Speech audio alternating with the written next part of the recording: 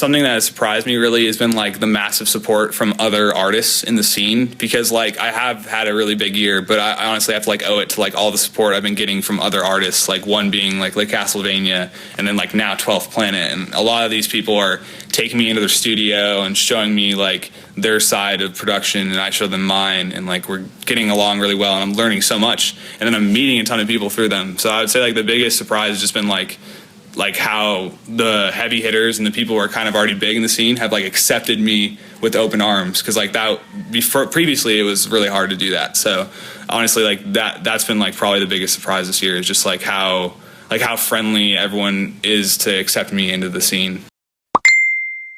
For my fan base, like I really like I call them the Jack Squad, and the direction I want to go in is really just everyone shows up to the show in flannel, like dressed like lumberjacks, and it's pretty crazy because I haven't really said that on any socials yet, but people are already doing it. So we kind of want to like brand around that. I want like my shows to be like everyone's wearing plaid, everyone has like suspenders on and like just like a beard or something. Yeah. So that's kind of like the style we want for the fan base to like kind of head that way. And they're already doing it on their own, which is so cool. So we're just like letting it naturally happen, you know.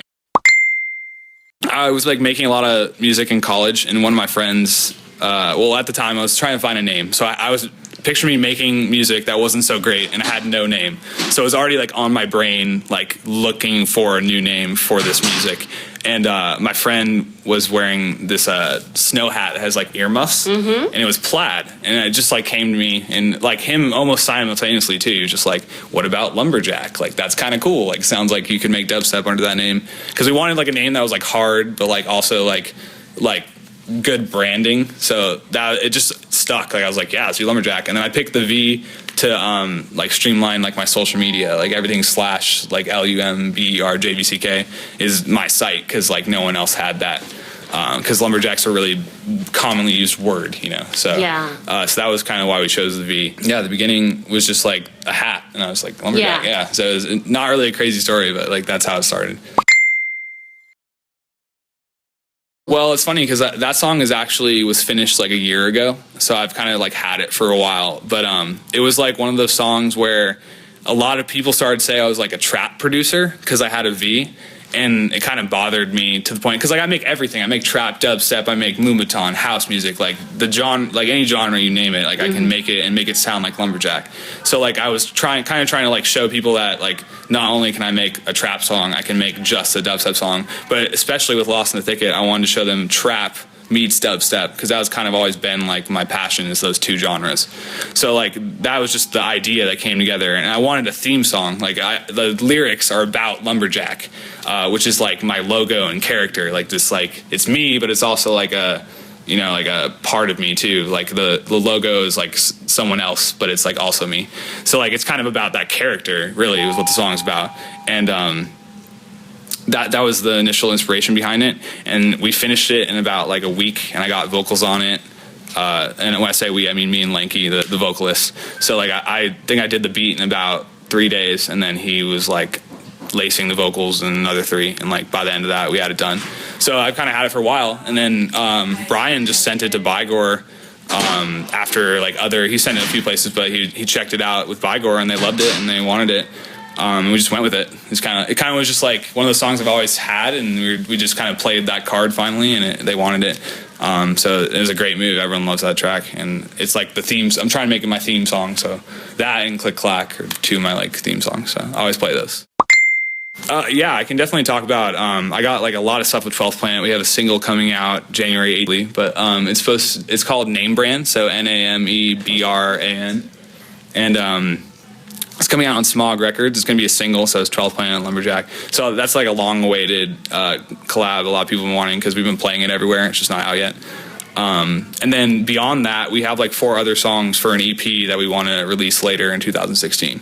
So that's like something cool. And then since we've been on this little mini tour, like me and Figure decided we want to do a track. So that's kind of like my next big collabs. And then after, like, also while that's happening, I have a lot of originals, just like some new Lumberjack singles that are like I'm really stoked about. So I'm gonna play that tonight too. So that's pretty much what's next on the release and collabs. Wow, there's a lot. I mean, like, I feel like Skrillex is the easy answer, but like that's definitely someone I've always wanted to like collaborate with, just because his music for sure inspired me to be like where I am today. Another one would be Figure, and it's happening like right now, so that's pretty cool. I'm still hasn't really hit me, but that's awesome. And I've always wanted to do one with Snails. I think that's like a big sound right now, like his whole Vomit Step thing. But one of my biggest comments I get from my fans are like, collab with Snails. So like, I feel like I just heard that enough times where I'm like, I need to do this. Like, people want it, you know? So, yeah, like there's been a lot of like internet talk about me collabing with Snails, but we haven't really discussed it. But that, I feel like that'll happen eventually. I would say like 90% of my music is made at home with my laptop, or like on the go, or like in a coffee shop. And that's where I do all my mixing and mastering too, in my bedroom. It's like a bedroom studio. I use Ableton, but I use a little bit of Logic and Reason, but I never like actually make the song in those DAWs. I always use Ableton to create the final product. I take sounds from the other ones to kind of sound a little bit more unique.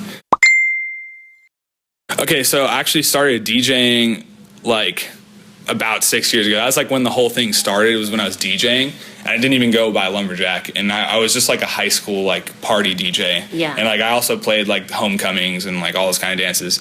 And then I was like, well, this is awesome, but like I want to make my own music. Like I want to play like headline shows. At the time, what kind of music did you play at the time? Oh, I was always a kid who played Skrillex at the proms and stuff. Like I was playing everything I'm playing tonight. I would play at the prom. I would just throw it in, you know. And I'd have to give him some pop music, but I always like remix it like into some dubstep, and like no one understood it at the time.